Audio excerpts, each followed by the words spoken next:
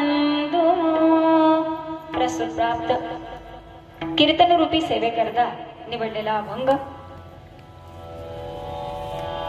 तत्पूर्वी सुंदर असा कार्यक्रमाचं नियोजन सालाबादप्रमाणे चालत आलेला श्री लक्ष्मीदेवी रथोत्सव व छत्रपती शिवाजी महाराज जयंती निमित्ताने अखंड हरिनाम सप्ताह ग्रंथराज श्री ज्ञानेश्वरी सामुदायिक पारायण सोहळा स्थळ मौजे बिजवडी तालुका मान जिल्हा सातारा वर्ष 31वे आणि या 31व्या वर्षातील आजची ही 5व्या दिवसाची कीर्तनरूपी सेवा माझ्याकडे देण्यात आली आणि ज्यांच्या माध्यमातून ही सेवा मला मिळाली ते आमचे आदरणीय सुनील दादा भोसले यांच्या आणि आमचे तुकाराम बाबा या दोघांच्याही माध्यमातून खरं ही कार्यक्रमाची तारीख मला देण्यात आली. सुंदर असं कार्यक्रमाचं नियोजन आहे, सुंदर साऊंड सिस्टम आहे, लोकांचा प्रतिसाद खूप सुंदर आहे आणि सुंदर अशी कलाकार मंडळी आपल्या गावाला लाभलेली आहेत. आपलं परमभाग्य म्हणावं लागेल. गायनाचार्य म्हणून आमचे बाळकृष्ण महाराज जाधव, एकदा जोरदार टाळ्या या महाराजांसाठी बरं. आमचे दुसरे गायनाचार्य महाराज तुषार महाराज गाडे, आपल्या सातारा जिल्ह्याचं भूषण, मान तालुक्याचं भूषण म्हणायला हरकत नाही. अगदी महाराष्ट्रभर नावजलेली आणि गावजलेली अशी सगळी मंडळी आहेत बरं का. त्यामुळं तुमचं आमचं परम भाग्य आहे की आपल्याला 7 दिवसाकरता पारायणाकरता ही मंडळी आपल्याला इथं लाभलेली आहेत आणि त्यात माझं परम भाग्य म्हणावं लागेल की 5व्या दिवसाची कीर्तन सेवा यांच्या सोबत आज करायला मिळते. विठ्ठल विठ्ठल.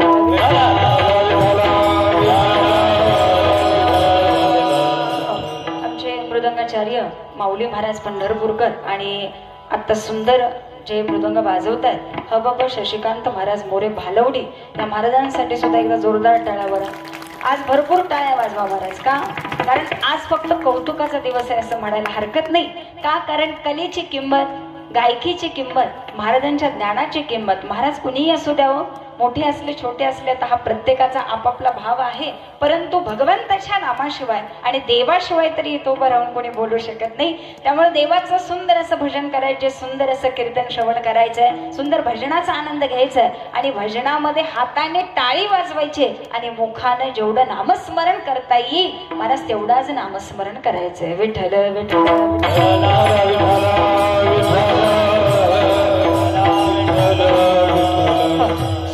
कार्यक्रमाचं नियोजन सर्वजण आमचे टाळकरी भजन मंडळ बिजवडेकर असतील, आजूबाजू गावावरून आलेले सर्व ग्रामस्थ असतील, तुम्हा सर्वांच्या चरणाचे मी दर्शन घेते. आमच्या अक्षरदादांचे मामा असतील तेही आज इथे उपस्थित आहेत. माझ्यासोबत आलेली राधा असेल ती आज इथे उपस्थित आहे. सर्व महिला वर्ग टाळकरी आमचे विनेकरी ताई असतील, एकदा जोरदार टाळ्या या महिलांसाठी बरं. आणि दुसरं कौतुक असं आहे की महाराज या सप्त्यामध्ये जवळजवळ 4 महिला कीर्तनकार आहेत बरोबर आहे ना. आणि त्यातली आजची एक सेवा आणि उद्या एक कीर्तन आहे आणि सुंदर असे वक्ते सुद्धा आपल्या गावाला छान मिळालेले आहेत. त्यामुळं जेवढं कौतुक करावं तेवढं थोडं आहे. आणि दुसरी एक ओळख सांगायची म्हणजे हे गाव माझ्यासाठी नवीन नाही बरं का. तुम्ही मला कितपत ओळखलं नाही हे मला माहिती नाही, परंतु बिजवडी हे नाव ऐकल्यानंतर ज्या दिवशी मला ही तारीख देण्यात आली ना त्यावेळी गावाचं नाव ऐकल्या मी या तारखेला हो बोलले. कारण भोसले दादांचा कॉल आला. 8 ते 10 वर्षापूर्वी या गावामध्ये मी भजनाच्या कार्यक्रमासाठी आलेले होते. खरं सांगायचं तर मी सातारा जिल्ह्याबरोबर आधी शास्त्रीय गाण्याच्या बैठकी करणारे कीर्तनकार आहे बरं का. आणि त्याच्यानंतर आपल्या संप्रदायाची सेवा म्हणून आई वडिलांच्या कृपाशीर्वादाने या संप्रदायामध्ये प्रवेश केला. परंतु असं पांडुरंगाची भक्ती करता येते आणि ती करण्याची संधी मिळते ही दवडता कामाची नाही. त्यामुळे सुंदर असं त्यावेळेस भजनाचे कार्यक्रम झालेले होते. जगन्नाथ वाडेकर गुरुजी, आमचे सूर्यवंशी गुरुजी, सुंदर अशी मैफिल इथं झालेली होती. नवरात्रीमध्ये तो कार्यक्रम होता आणि पुन्हा एकदा या मंडपामध्ये यायला संधी मिळाली. त्यावेळी गायिका म्हणून आले होते, आज कीर्तनकार म्हणून आले, याचा खूप मोठा आनंद आहे. विठ्ठल विठ्ठल.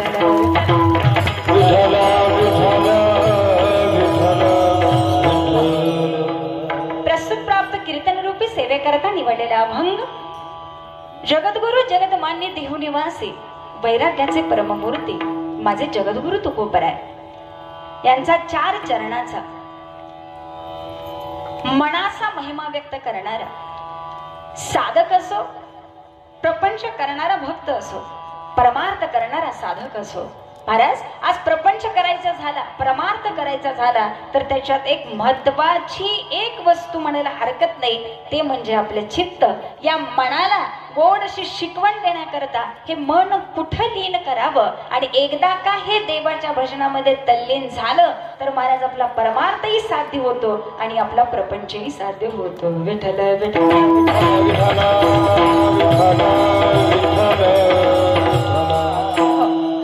सुरुवातीला मी बोलले आज फक्त भजन करायचंय, आज फक्त आणि फक्त हाताने टाळी वाजवायचे आणि देवाच्या नावामध्ये तल्लीन व्हायचे. मी वेळेत कीर्तन सोडणार बरं का. तुम्ही म्हणाल महाराज आधी कीर्तनाला सुरुवात तरी करा मग आपण सोडायचं बघू. परंतु काळजी करू नका, वेळेमध्ये आपण कीर्तन संपवण्याचा प्रयत्न नक्की करणार. परंतु या कीर्तनामध्ये तुमचाही सहभाग तेवढाच महत्वाचा आहे महाराज. का?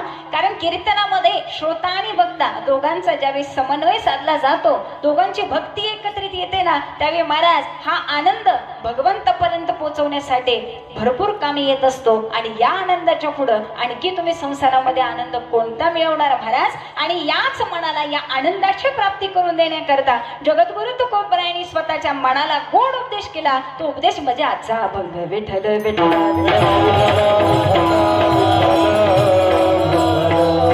म्हणून जगद्गुरु तुकोबरायांनी सांगावं, आता कोठे धावे म्हण तुमचे चरण देखलिया. भगवंता तुझ्या चरणाला पाहिलं, तुझ्या चरणाचं दर्शन झालं, आता मन जाणार कुठं?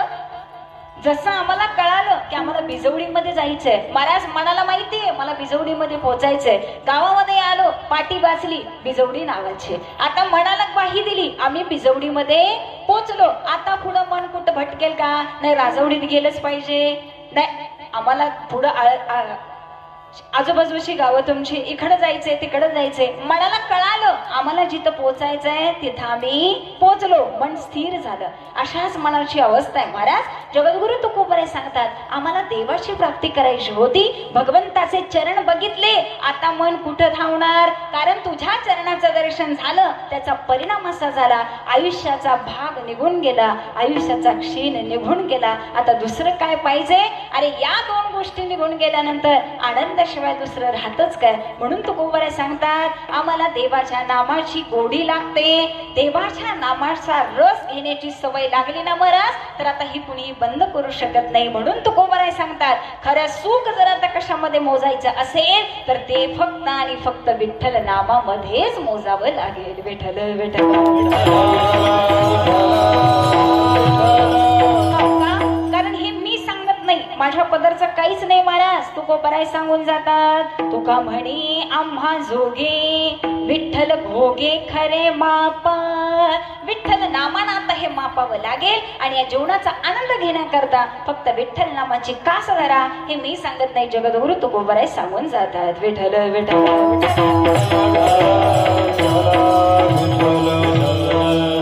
अभंगाचा सरळ सरळ भावार्थ तुमच्या समोर ठेवलेला आहे. अभंग अतिशय सोपा, साधा, सरळ, सर्वांच्या पाठ्याचा आणि अभंग मालिकेतला सुंदर असा अभंग आहे महाराज. ठीक आहे ना?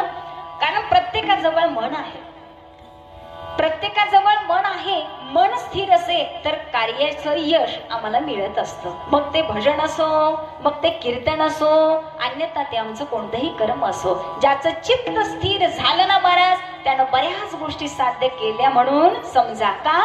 कारण असे एक संत होऊन गेले की महाराज त्यांनी आयुष्यभर फक्त मनालाच उपदेश केला. ती व्यक्ती महाराज या मनाला ताब्यात ठेवू शकते. अरे हे मन असं आहे, मनाला वारंवार सांगावं, मना सज्जना भक्ती पंथेची जावे, तरी श्री हरी पाविजे तो स्वभावे.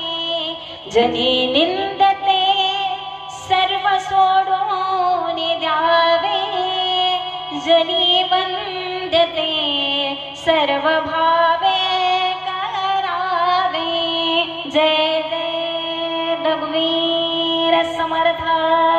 आयुष्यभर फक्त मनाला बोध करत राहिले महाराज. मग अशा वेळी हे मन किती महत्वाचं आहे आणि तेही परमार्थामध्ये. ज्याचं चित्त स्थिर होतं ना, त्या चित्ताला महाराज देवाच्या भगवंताच्या भजनाचं वेळ लागलं ना, ते भजन करत करत ते मन कायम म्हणत राहणार, का विठ्ठल माझा माझा माझा माझा माझा विठ्ठल माझा.